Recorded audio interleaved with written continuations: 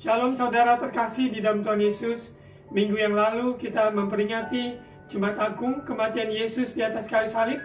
Dan kita merayakan Paskah, hari kebangkitan Tuhan kita Yesus Kristus.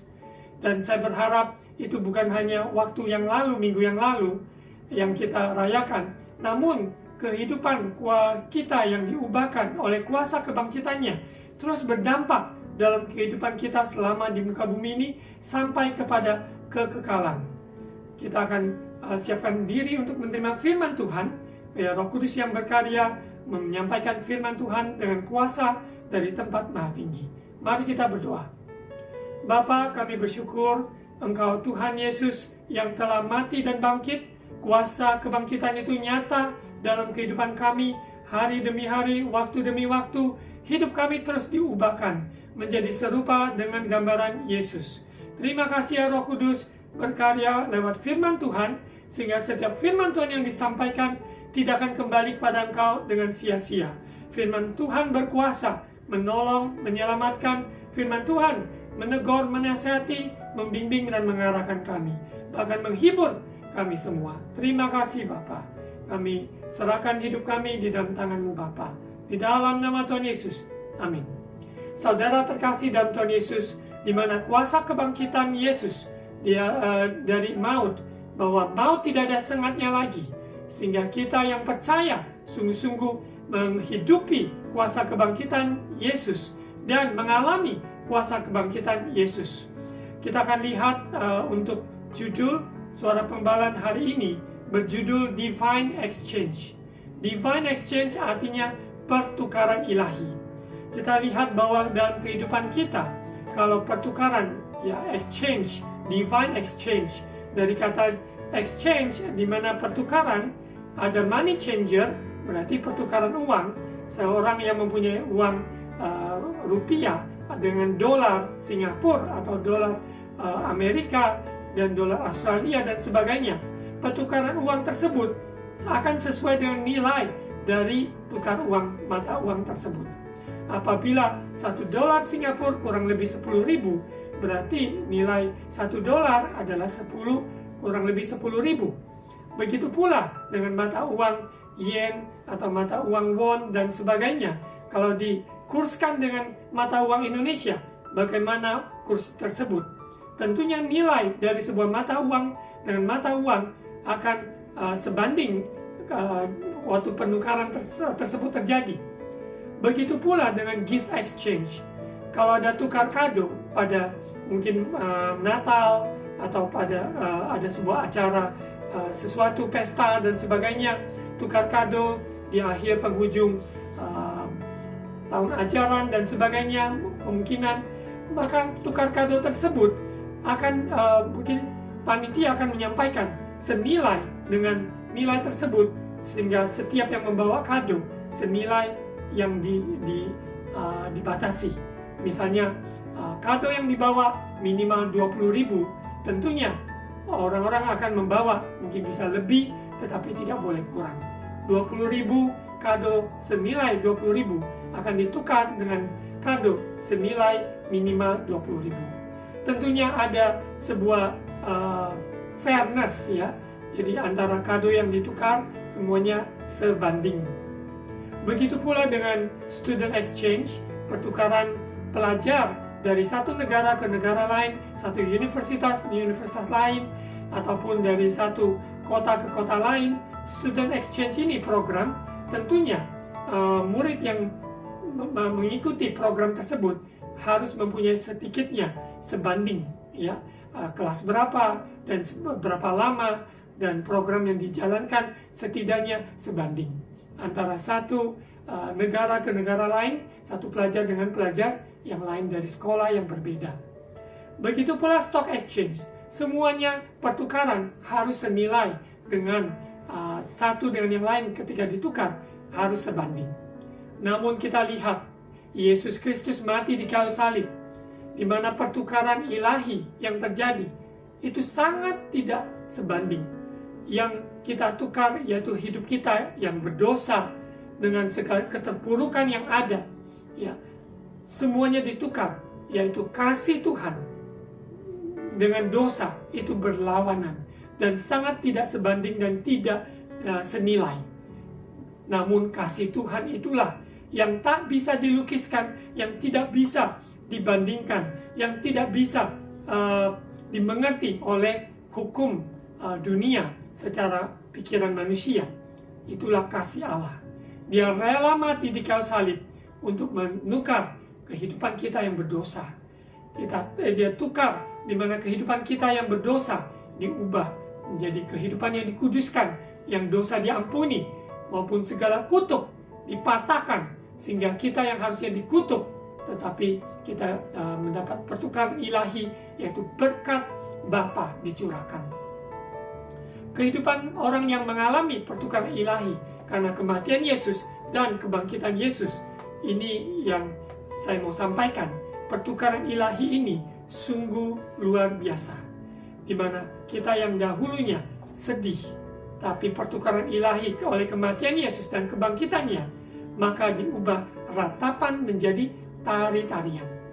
Yang berduka dihibur, yang ketakutan diberikan kepastian rasa aman, kecemasan yang ada, pertukaran ilahi, di mana Yesus tergantung di atas kayu salib, maka Dia sendiri yang memberikan jaminan masa depan, hari esok, dan hari yang kita tempuh hari ini. Dia menyertai kita. Semua keterikatan apapun, bondage, ya, keterikatan dalam hal-hal dosa, keterikatan akan masa lalu yang suram, tragedi, maupun juga tertawan dengan dosa-dosa yang terikat yang ada, perzinahan, pornografi, maupun juga obat-obat dan sebagainya.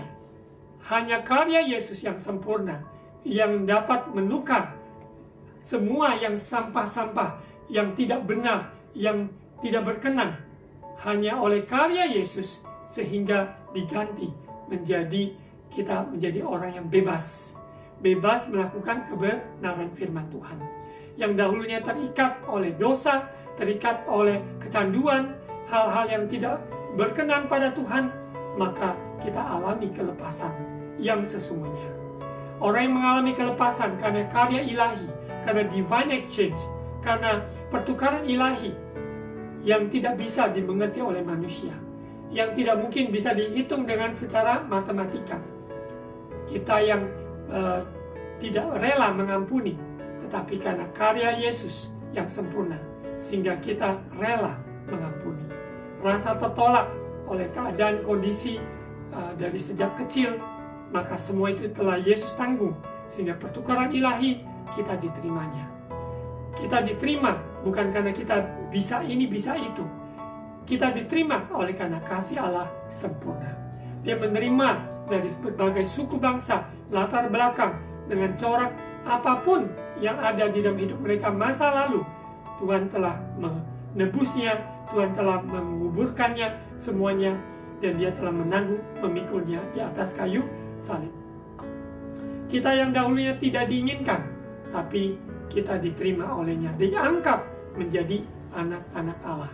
Bagi orang yang percaya di dalam nama Tuhan Yesus, hati yang remuk, hati yang hancur, kegagalan yang ada, Tuhan ubah, yaitu dengan keberhasilan di dalam Tuhan, maupun juga hati yang bergembira, hati yang bersukacita, hati yang aman di dalam Kristus. Kegagalan yang ada, depresi, maupun trauma-trauma dari masa lalu, karya Yesus sempurna, tidak bisa ditambah, tidak bisa dikurang.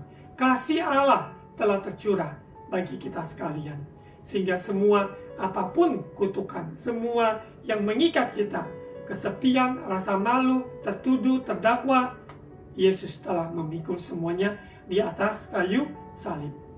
Kita akan lihat di Ibrani pasal 10 ayat 19. Tadi dikatakan divine exchange, pertukaran ini hanya pertukaran ilahi. Tidak mungkin manusia bisa menukar sesuatu yang baik dan jelek itu ditukar, tidak bisa. Tentunya manusia membawa kado 20.000, tentu mengharapkan kado yang dia terima ketika pertukaran terjadi juga kado sebesar senilai minimal 20.000. Ya. Jadi dalam hidup kita lihat yang dimana Yesus karyanya dalam hidup kita menukar semua yang sampah, kotor, semua hal-hal yang jahat, dan Tuhan ubah menjadi hal-hal yang baru, hal yang benar, hal yang kudus, karena Allah kita yang menguduskan kita oleh kebenaran firman, dan kita dibenarkan oleh darahnya. Kita lihat di dalam firman Tuhan di Lukas pasal 23 ayat 44. Lukas 23 ayat 44. Ketika itu hari sudah kira-kira jam 12. Lalu kegelapan meliputi seluruh daerah itu sampai jam 3. Sebab matahari tidak bersinar dan tabir bait suci terbelah dua. Di mana terbelah dua? Di mana ada ruang kudus, ya, ruang maha kudus, dan ada pelataran, ya, ada ruang kudus dan ruang maha kudus. Tabir bait suci terbelah dua, sehingga ada full akses kita sebagai orang berdosa menghadap tata sucinya, tata kekudusannya, yaitu oleh kasih karunia, oleh darah Yesus yang tak ternilai harganya. Untuk itu biarlah kita merayakan kebangkitan Yesus Kristus, bukan satu hari, yaitu minggu yang lalu tanggal 17 April, bukan, tapi setiap hari kehidupan kita rayakan kebangkitan Tuhan kita Yesus Kristus, dampaknya dalam hidup orang percaya. Dan tentunya di mana kematian Yesus itu adalah titik pertukaran ilahi, di mana terjadi pertukaran ilahi. Dia tergantung di atas kayu salib, bukan karena dosanya, tapi menanggung dosa seluruh umat manusia. Biarlah kita yang sudah dibebaskan, kita sungguh melihat tata kasih karunia Allah dengan mata iman yang sungguh bersyukur bahwa kita sudah diselamatkan. Dengan kita diselamatkan, kita berkarya bagi Tuhan, kita melangkah dengan iman, kita melakukan setiap aktivitas, kesempatan yang Tuhan berikan untuk memuliakan namanya.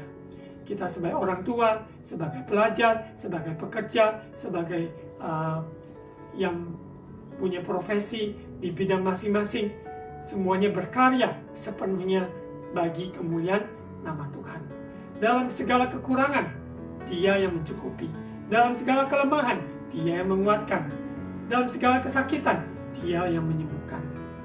Mari kita datang menghadap Dia dengan keberanian menghadap tata sucinya oleh karena pengorbanan Yesus.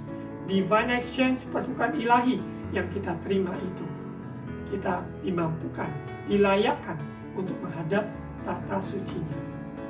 Kita lihat di Ibrani 10, Ibrani pasal 10 ayat 19, ketekunan. Jadi saudara-saudara, oleh darah Yesus kita sekarang penuh keberanian.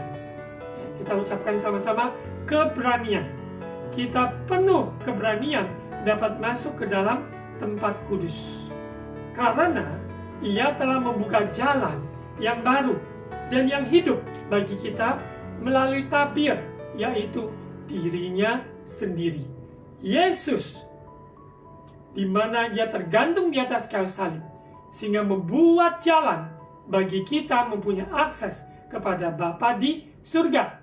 Yesus adalah jalan, Engkaulah kebenaran, dan Engkaulah kehidupan.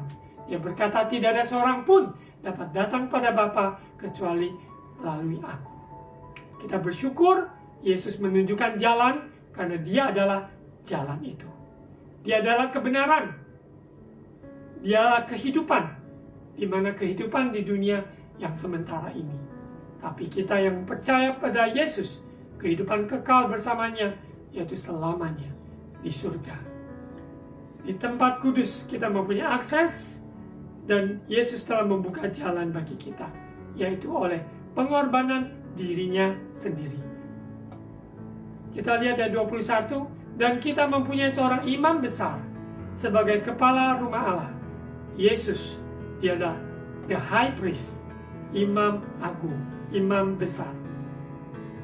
Karena itu, ayat 22, karena itu marilah kita menghadap Allah dengan hati yang tulus ikhlas dan keyakinan iman yang teguh, oleh karena hati kita telah dibersihkan dari hati nurani yang jahat dan tubuh kita telah dibasuh dengan air yang murni.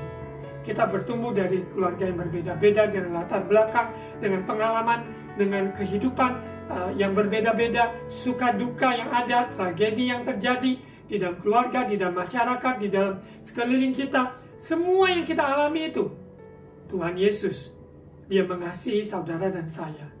Ya, kita dilayakkan, sekalipun masa lalu yang kelam, masa lalu yang buruk, namun kita dilayakkan oleh darah Yesus menghadap tata sucinya. Hati nurani kita tidak tertuduh, tidak terdakwa, tetapi hati nurani kita dibasuh, yaitu dengan kuasa darah Yesus, oleh kuasa firman Tuhan, kehadiran Tuhan. Ketika kita menyembah Dia dalam roh dan kebenaran, maka kita tahu hadirat Tuhan menyembuhkan, memulihkan. Untuk itu saudara terkasih, hari-hari ini apapun masalah, tantangan, cobaan yang dialami atau dihadapi, jangan tawar hati.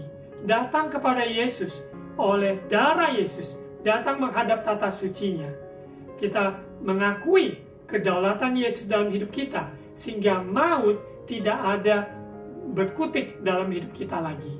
Karena kita sudah dibebaskan dan anak manusia memerdekakan, maka kita benar-benar merdeka. Kita lihat ayat 23. Marilah kita teguh berpegang pada pengakuan tentang pengharapan kita, sebab Ia yang menjanjikannya setia.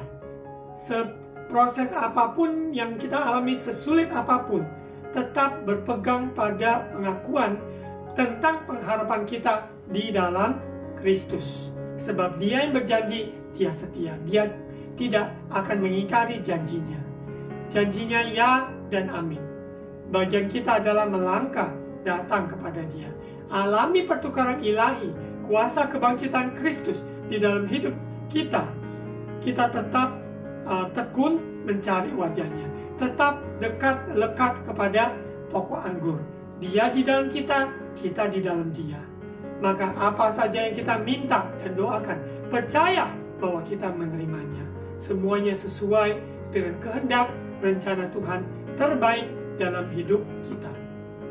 Kita lanjut, kita lihat di ayat 24. Dan marilah kita saling memperhatikan, supaya kita saling mendorong dalam kasih dan dalam pekerjaan baik. Janganlah kita menjauhkan diri dari pertemuan-pertemuan ibadah kita, seperti dibiasakan oleh beberapa orang. Tetapi marilah kita saling menasihati, dan semakin giat melakukannya, menjelang hari Tuhan yang mendekat. Di mana selama 2 tahun terakhir, pandemi yang ada, kita bersyukur oleh kasih karunia Tuhan kita dapat melewati semuanya. Kalau kita masih ada, sebagaimana kita ada, semuanya karena kasih karunia Tuhan. Untuk itu, dengan kesempatan onsite selama ada, maupun dalam kondisi kita sehat, kita dapat melangkah sesuai dengan protokol kesehatan, dapat ibadah onsite, kita melangkah di kota kita masing-masing. Di mana kita dengan kondisi dalam online ini juga tetap dapat memberkati jiwa-jiwa yang tidak memungkinkan mereka untuk pergi onsite. Mereka juga dapat diberkati dengan firman Tuhan yang disampaikan, dengan pujian penyembahan, dan kuasa hadirat Tuhan menembus semua kondisi yang ada. Namun apabila ada kesempatan memungkinkan kita untuk pergi beribadah onsite, saya mendorong saudara terkasih untuk melangkah. Kita juga saling mengasihi, saling mendorong dalam kasih dan dalam pekerjaan baik. Karena kehidupan orang percaya tidak ada yang namanya sendirian. Kita tidak mampu hidup sendiri. Dari kita lahir bayi, tentunya orang tua Tuhan pakai untuk seorang ibu melahirkan seorang anak.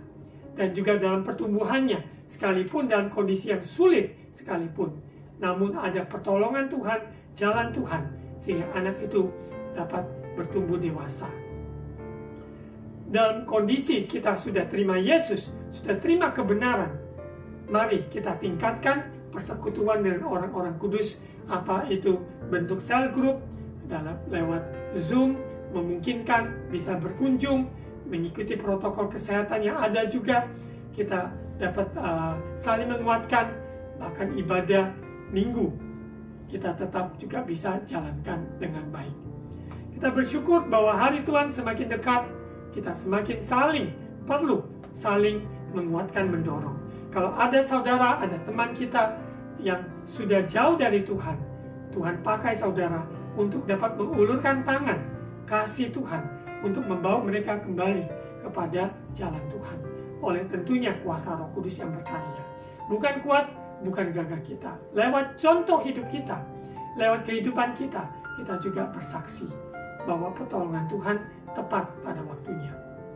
Biarlah komunitas orang percaya semakin ditingkatkan pada hari-hari ini sampai kedatangan Yesus.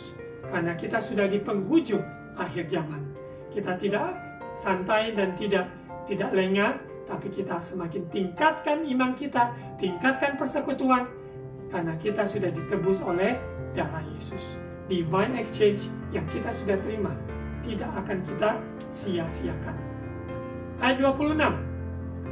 Sebab jika kita sengaja berbuat dosa sesudah memperoleh pengetahuan tentang kebenaran, maka tidak ada lagi korban untuk menghapus dosa itu. Karena seseorang yang mempermainkan kasih karunia,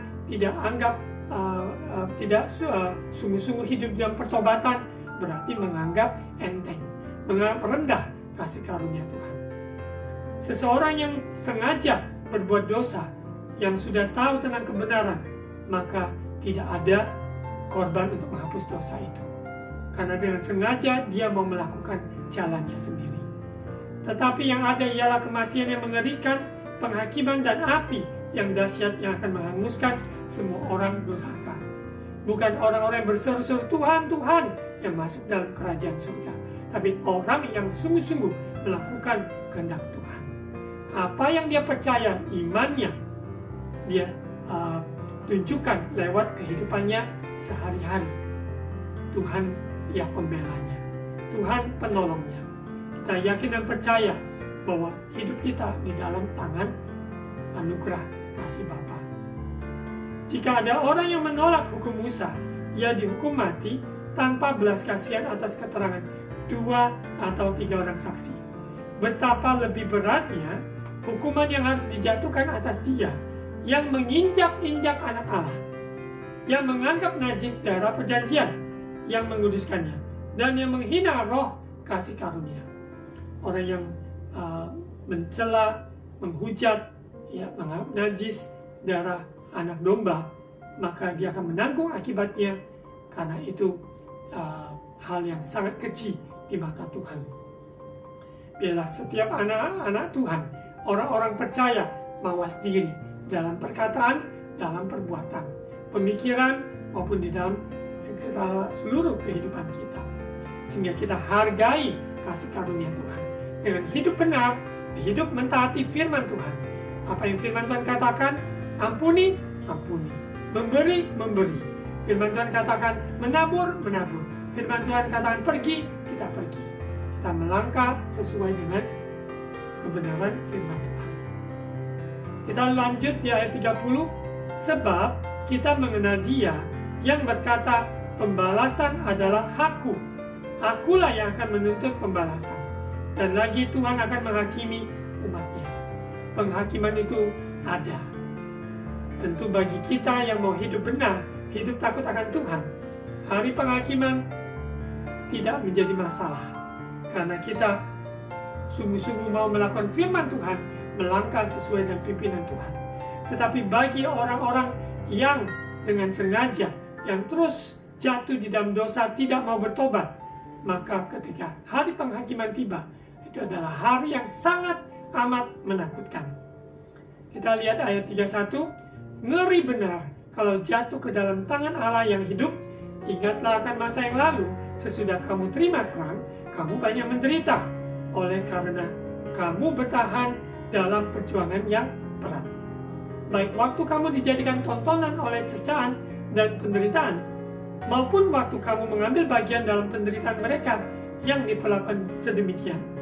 Memang kamu telah turut mengambil bagian dalam penderitaan orang-orang hukuman, dan ketika harta kamu dirampas, kamu menerima hal itu dengan sukacita. Sebab kamu tahu bahwa kamu memiliki harta yang lebih baik dan yang lebih menetap sifatnya. Luar biasa. Kita sadari apa yang terhilang secara dunia itu adalah benda-benda materi yang sangat dibandingkan dengan kekalan tidak ada apa-apanya. Bersyukurlah bahwa jiwa kita telah diselamatkan. Bersyukurlah bahwa nama kita tercatat dalam kitab kehidupan. Kita lihat di ayat 35. Sebab itu, janganlah kamu melepaskan kepercayaanmu karena besar upah yang menantinya. Dalam proses perjalanan hidup sebagai orang percaya, dalam pekerjaan, dalam studi, dalam apa saja, biarlah iman kita sebagai motor di mana kita melangkah. Iman tertuju pada Yesus dalam firman Tuhan, mempercayai apa yang Tuhan katakan, jadi, maka itu pun jadi. Jadi kita butuh ketekunan, butuh konsistensi dari waktu demi waktu. Kita kedapatan setia. Kita lihat di ayat 37. Sebab sedikit, bahkan sangat sedikit waktu lagi, dan Ia yang akan datang sudah akan datang, dan tanpa menangguh kedatangannya. Tetapi orangku yang benar akan hidup oleh iman. Dan apabila ia mengundurkan diri, maka aku tidak berkenan kepadanya. Kita orang benar karena sudah dibenarkan oleh darah Yesus, oleh iman di dalam Kristus. Maka jangan sedikit pun kita undur karena masalah yang kita hadapi. Semakin kita datang mencari Tuhan, karena pertukaran ilahi yang sudah kita alami, kita terima, dia ubah ratapan menjadi tari-tarian.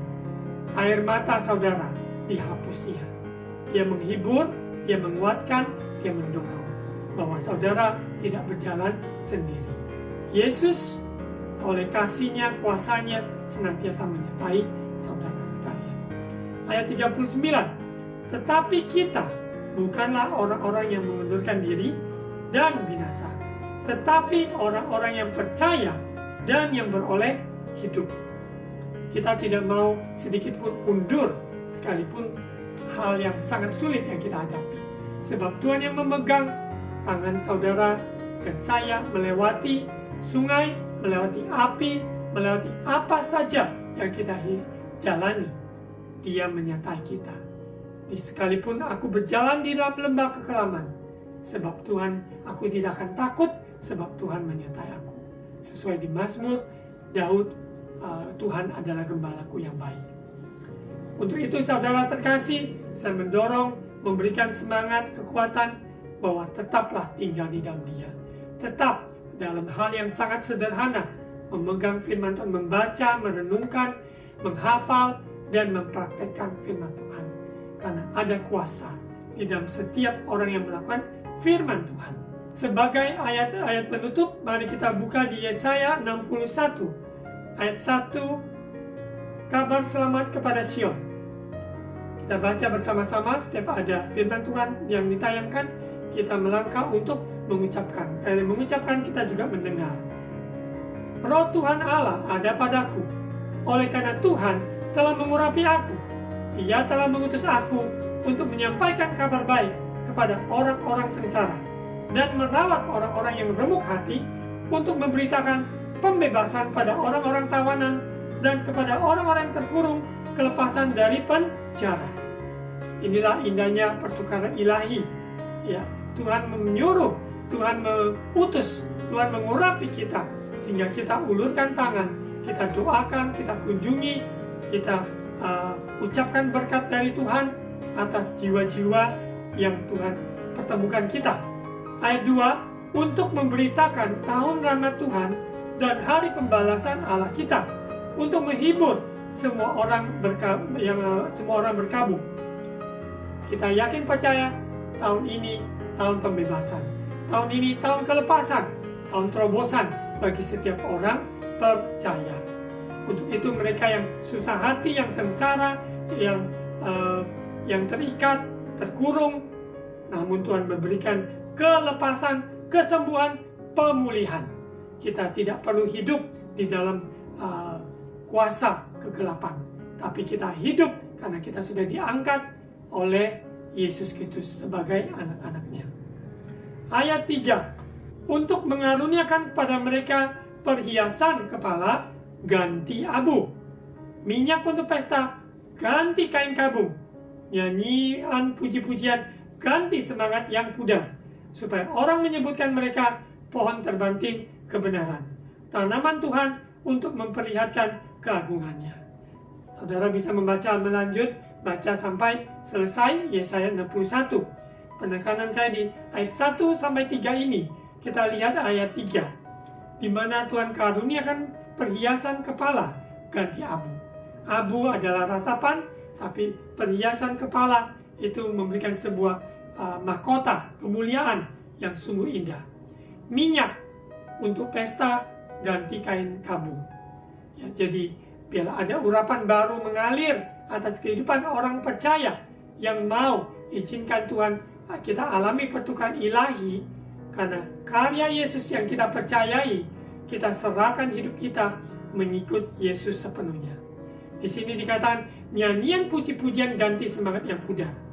Saya mendorong saudara yang saat ini mungkin mengalami masalah, satu masalah belum selesai, ada masalah yang timbul lagi dan membuat lelah, membuat kelelahan, membuat capek akan kehidupan ini, namun menjadi semangat yang pudar. Hanya nyanyian puji-pujian ganti semangat yang pudar. Angkat senjata pujian, angkat suara kita untuk naikkan syukur, naikkan puji-pujian bagi Tuhan kita, supaya orang menyebutkan mereka pohon terbanting kebenaran, tanaman Tuhan untuk memperlihatkan keagungannya. Hidup kita mencerminkan kemuliaan Allah. Pertukaran ilahi yang kita alami, kuasa kebangkitannya, maka kehidupan kita yang diubahkan ini menceritakan apa yang Tuhan sudah kerjakan dalam hidup kita masing-masing. Itu adalah kuasa dari kesaksian yang tidak bisa dicuri oleh iblis. Kebenaran firman Tuhan, kita cinta akan firman Tuhan, sebab firman Tuhan adalah suara Tuhan yang tertulis di dalam Alkitab ini, menjadi rema dalam kehidupan kita. Karena firman Tuhan dari Kejadian sampai Wahyu, begitu banyak firman Tuhan, janji-janji Tuhan. Dan Tuhan memberikan spesifik ayat bagi saudara yang mencari Tuhan. Dia memberikan jawaban ketika saudara sungguh-sungguh punya hati melangkah mencari wajah Tuhan. Saudara-saudara sekalian, kita ambil waktu untuk saling mendorong, saling mengasihi, saling menguatkan, dan saling mengampuni. Sebab kedatangan Yesus segera datang. Kita tidak tahu persis kapan, namun kita harus siap diri ini untuk sungguh-sungguh menantikan kedatangan Yesus yang kedua kalinya. Mari kita doa. Tuhan Yesus, terima kasih atas kebenaran firman Tuhan, sehingga kehidupan kami terus diubahkan menjadi serupa dengan gambaran-Mu. Terima kasih ya Roh Kudus, berkaryalah lewat firman Tuhan yang kami dengar hari ini, yang kami baca sehari-hari, maupun dalam doa persekutuan, dan Allah Roh Kudus mengurapi kami semua, sehingga kami keluar sebagai pemenang, bahkan lebih dari pemenang.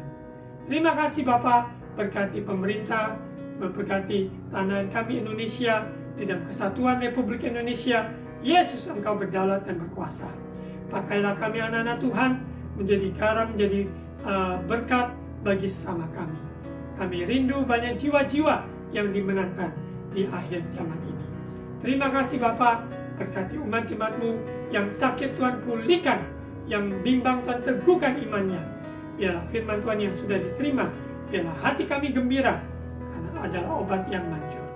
Pertukaran ilahi yang dahsyat luar biasa kami alami sampai kedatangan Yesus, bahkan kekal selama-lamanya. Terima kasih Bapa, terima kasih Tuhan Yesus.